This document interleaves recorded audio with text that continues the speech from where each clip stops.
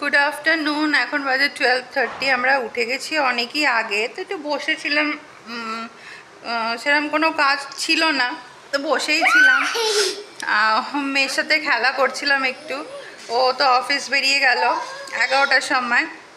তারপর সব কাজ টাজ সারলাম, সেরে নিয়ে এখন থেকে শুরু করেছি ব্লগিংটা। তো তো আগের দিন তোমরা দেখলে যে আমরা বেরিয়েছিলাম, বেরিয়ে হঠাৎ করে চলে আসতে হয়েছে। তার কারণ ওই আমরা একটা ভেবেছিলাম তুলসী গাছ কিনবো, একটা খুব ভালো, মা করিস না পড়ে যাবে, মানে একটা খুব আনন্দ নিয়ে বেরিয়েছিলাম যে না তুলসী গাছ আনবো, কারণ এই তুলসী গাছটা শুকিয়ে গেছে আমাদের। দুটো তুলসী গাছ কিনবো বলে, মানে একটা আনন্দ লাগে নতুন। আমার হয় এটা যখন কোনো নতুন মানে তুলসী গাছ বা গাছ আসে, আমার এটা হয় নতুন গাছ আসছে সেটাকে ঠিকঠাক করে জল টল দিয়ে করবো। তুলসী গাছ হলে সেটা আরও বেশি ভালো লাগে, যেহেতু পুজো করি। তো যখন বেরোলাম, বাস স্ট্যান্ডে বসেছিলাম, তখন আমরা বাসে উঠেও গেছি।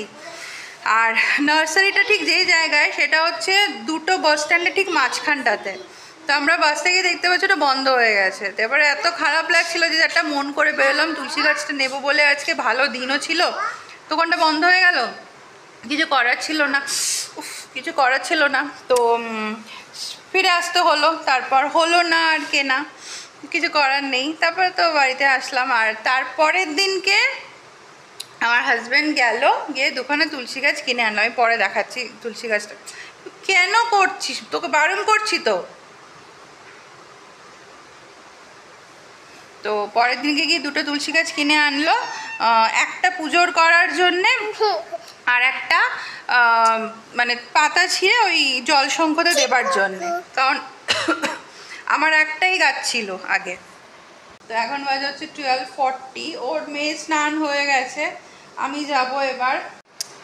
তো লাস্ট দুটো ব্লগে তোমাদেরকে বলেছিলাম যে আমার প্রচণ্ড পায়ে ব্যথা, মানে আমি হাঁটতে পারছি না, পা ফোল্ড করে বসতে পারছি না। তো আমি ফার্স্ট যে ব্লগটাতে বলেছিলাম আমার পায়ে ব্যথা, সেই ব্লগটা দেখে আমার মেজো মামি আমাকে সাথে সাথে ফোন করে জিজ্ঞেস করে তোমার পায়ে কোথায় ব্যথা, মানে কতটা ব্যথা।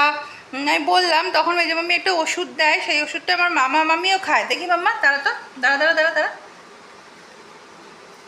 তো সেই ওষুধটা আমার মামা মামিও খায়, খেয়ে খুব কাজ পেয়েছে, খুব রিলিফ পেয়েছে। আর আমার মামার বাড়ির জেনারেশনটাতে না, মানে সবারই প্রায় পায়ে ব্যথাটা আছে, যার জন্য আমি পেয়েছি। আমার মামার বাড়িতেও যেরকম পায়ে ব্যথা নিয়ে সবাই ভুগছে, সেটা আমি পেয়েছি। আবার আমার শ্বশুরবাড়ির দিক থেকেও, মানে ওর বাড়িতেও ও ঠিক সেম জিনিসটা, এই পায়ে ব্যথা, যার জন্য ও সেটা পেয়েছে, আমার বর। তো এই নিয়ে দুজনে মিলে ভুগি। ও আমার পা টিপে দেয়, আমি আমার পা টিপে দিয়ে এই করি, মাম্মা এই করি, কাম ডাউন। আর তো আমাকে মামি সাথে সাথে, মানে শোনার পরই আমাকে ফোন করে, এটাই ভালো লাগে যে শোনার পরে যখন কেউ ফোন করে জিজ্ঞেস করে না যে কিরে তোর পায়ে ব্যথা, কতটা ব্যথা, এরকম ওষুধ বললো, এত ভালো লাগে। তো যাই হোক, ওষুধটা বললো, ওষুধটা খেয়েছি, আমি খেয়ে রিলিফ পেয়েছি। ওষুধটা খেয়ে এখন ঠিকঠাকভাবে হাঁটতে পারছি। আগে যেমন হাঁটলেই প্যাটেলাটা গড়ে যাচ্ছিলো, কট করে আওয়াজ হচ্ছিলো, সেটা এখন হচ্ছে না। পা ফোল্ড করেও বসতে পারছি, কিন্তু একটু সামান্য অবস্ট্রাকশন আছে এখনো অবধি, অতটা নেই।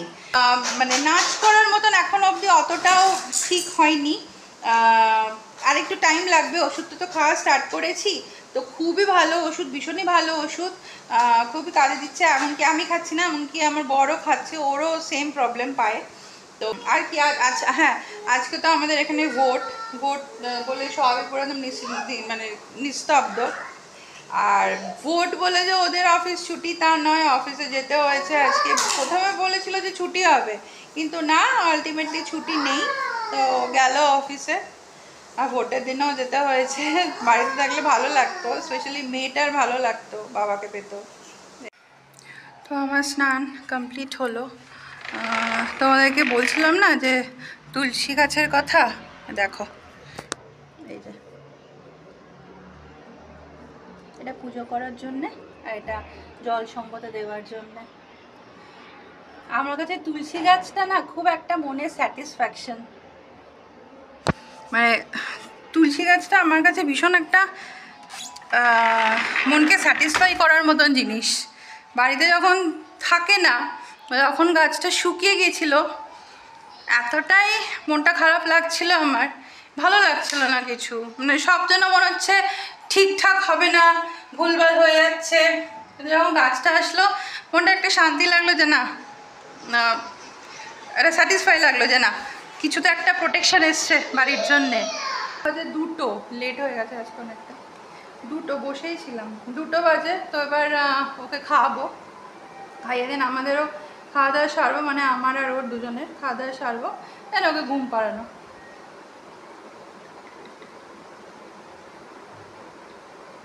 বিকেলবেলা ও ঘুম থেকে উঠুক, তারপর দেখবো ওকে একটু বাইরে বেরোবো কি না, দেখা যাক ও কখন ঘুম থেকে উঠে সেটার উপর ডিপেন্ড করছে।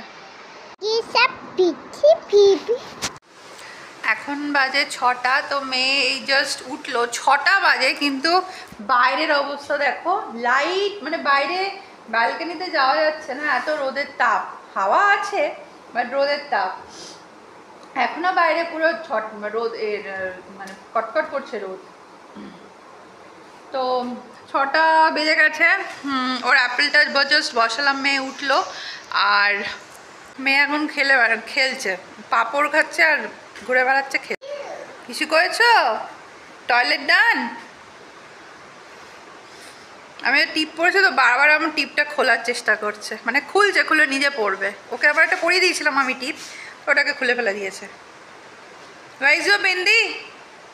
Where is your bindi? On the bed. Go on the bed. On the bed. Go. খুঁজতে গেছে। আমার জাস্ট সন্ধ্যা দেওয়া কমপ্লিট হলো, এখনো বাইরে লাইট আছে, এখনো অন্ধকার পুরোপুরি হয়নি।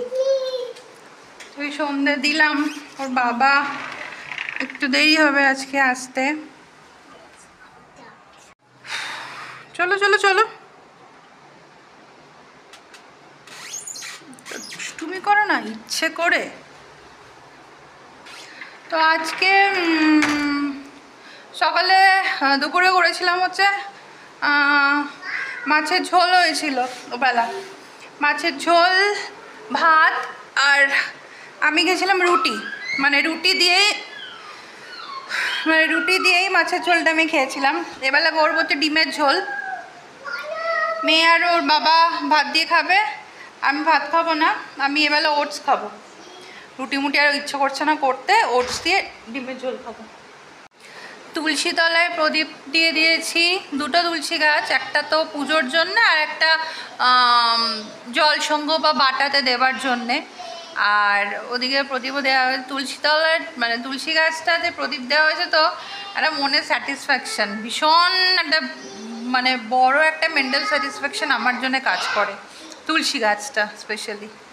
তো এখন বাজে হচ্ছে 7টা, এক্ষুনি রান্না বসাবো না, ওর বাবা যখন বেরোবে অফিস থেকে তখনই বসাবো। আর মেয়ে অ্যাপেল খেলো একটু আগে, আর অ্যাপেল খেয়ে এখন ঘুরে বেড়াচ্ছে। ওর তো এখন আর কি কাজ আছে খেলা ছাড়া।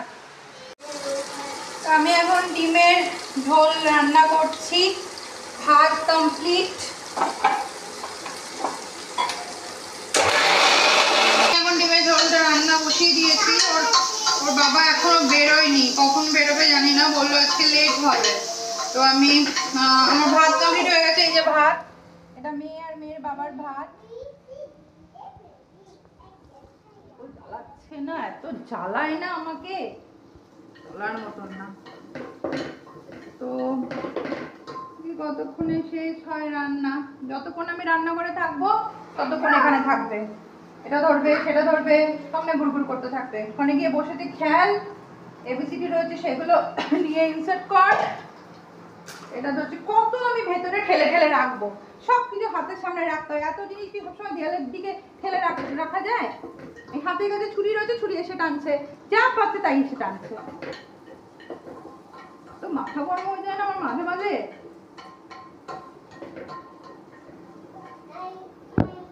এই অবস্থা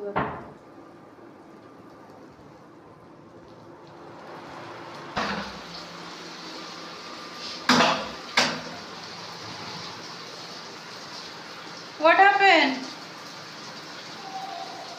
What happened? ওই দূরে ওখানে একটা ওই যে লাইট দেখতে পাচ্ছ, ওখানে একটা রাস্তা আছে, ওখানে গাড়ি আসছে, ওই দেখে ভয়ে দৌড় মারিয়ে দৌড়ে চলে এসছে। যাও। That is nothing. That is light. That is light. Go. ওর বাবা বাড়িতে না থাকলে আমার রান্না করতে তো প্রবলেম হয় না। যতক্ষণ আমি রান্না করে থাকবো ততক্ষণ কন্টিনিউ এখানে দাঁড়িয়ে থাকবো।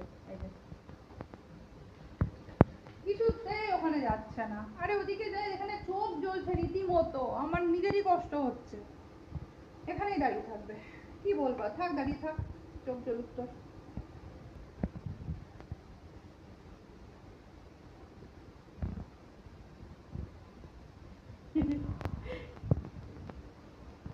যাও ওদিকে। না আমি কোলে নিতে পারবো না।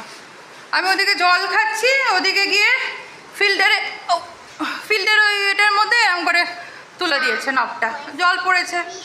আবার এদিকে আমি গামলাটা ভাত করে যেটাতে আর কি, সেটা ধুচ্ছি, বড় গামলা যেটা, এদিকে যে এন্টার কাপড়টাকে খুলছে বন্ধ করছে, নিজেরই চোখ জ্বলছে। সমানে গিয়ে রান্না করে দাঁড়িয়ে আছে।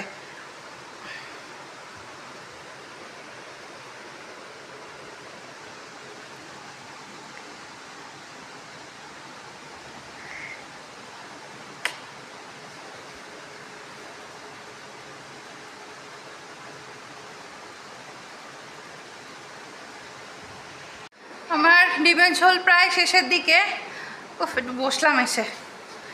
তো এবার ডিম আলু সব দিয়ে দিয়েছি, এবার জাস্ট ফুটবে, গরম মশলাটা দিয়ে দেবো, দিয়ে নামিয়ে দেবো, হয়ে গেল আমার ডিমের ঝোল। তারপরে একটু ডাল করব, পাঁপড় আছে, মানে র্যাকেট ভাজা যেগুলোকে আমি বলি ফোলা ভাজা, ফোলা ভাজা ওইটা আছে, ডাল, ডিমের ঝোল, ভাত। এরা বাপ বেটি মিলে খাবে, আর আমি এগুলো সব ওটস দিয়ে খাবো, আমি ভাত খাবো না। আমার রান্না সবই কমপ্লিট, ওর বাবাও চলে এসছে। এখন বাজে হচ্ছে 10:30। তো ওর মেয়ে খাওয়া হয়ে গেছে, এবার আমরা ডিনার করব। ডিনারে ভাত, ও মেয়ের বাবার আর হচ্ছে ভাত, ডিমের ঝোল, ডাল, র্যাকেট ভাজা, আমার জন্য ওটস, তার সাথে সব যা রান্না করেছি, ডিমের ঝোল আর ডাল। তো ভিডিও ভালো লাগলে লাইক শেয়ার সাবস্ক্রাইব করো, কালকের একটা ভিডিও নিয়ে আসবো, ততক্ষণ চলো, গুড নাইট।